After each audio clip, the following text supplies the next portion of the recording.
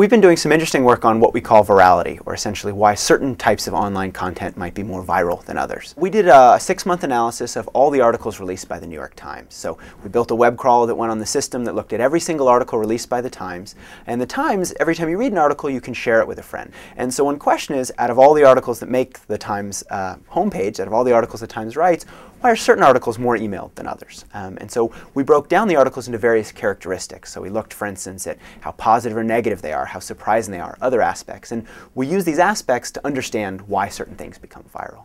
So you could imagine that one reason people share things is because they're practically useful. So maybe if I know that you travel a lot, I might share an article about how you can save money on travel, where you can get discount airline tickets. Or maybe I'm going to send along an article about foods you should eat to make you healthier.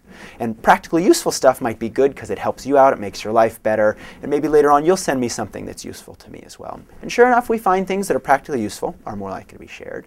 We also find that things that are just more entertaining are more likely to be shared. So not surprisingly, surprising content is more likely to be shared.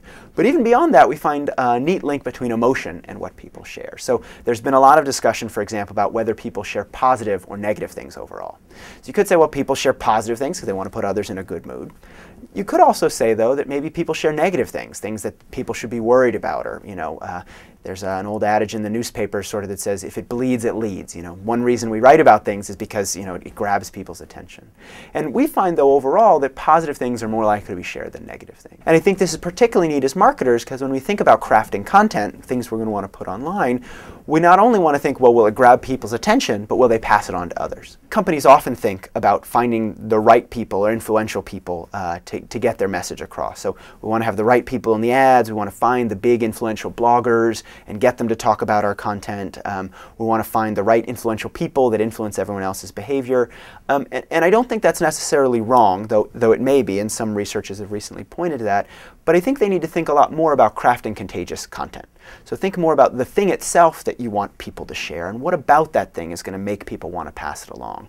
And in particular, based on our research, thinking about how the characteristics of that thing might interact with psychology are going to be particularly important. So how does the thing tap our underlying emotions, our underlying motivations, the way that memory works with individuals? And crafting content that fits with the way we remember things, as well as the way our emotions and motivations work, are not only going to be more likely to be remembered, which is important for purchase and other things, but also more likely to be shared. If we tap into emotions like anxiety or awe or other sorts of emotions, people are going to feel the need to pass this along to get those emotions off their chest, to connect with others, to resolve uncertainty.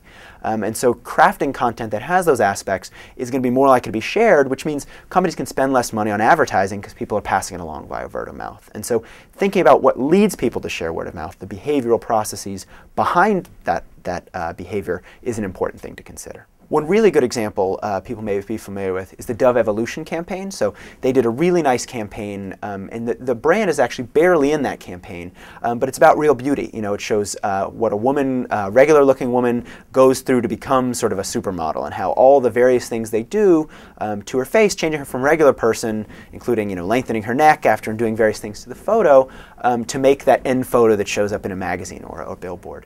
And that video, last time I checked, has been viewed, I think, over 8 million times. And you could argue, well, part of that's because it's going on blogs and other things, but obviously people are sharing this. For some reason they're passing it along. And I think one reason is it really gets that emotion going. People see this and they say, wow, I didn't realize it was like this. It touches them inside. Maybe it makes them a little bit sad, maybe a little anxious. It may also inspire awe. Wow, this is actually what's going on, to change people in a way that might lead them to become in a magazine. And so I think thinking about how we build in that emotional component, not just sort of the usefulness or the surprise, but build in those emotions that may want to connect with others, is going to help make content more viral.